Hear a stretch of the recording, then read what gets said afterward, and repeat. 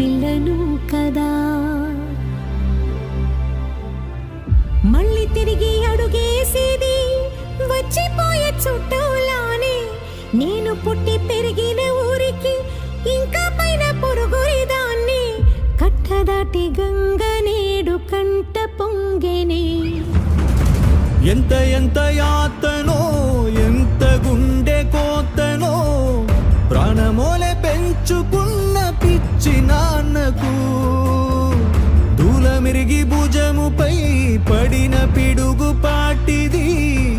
ఇంతకన్నా నరకమే లేదు జన్మకు.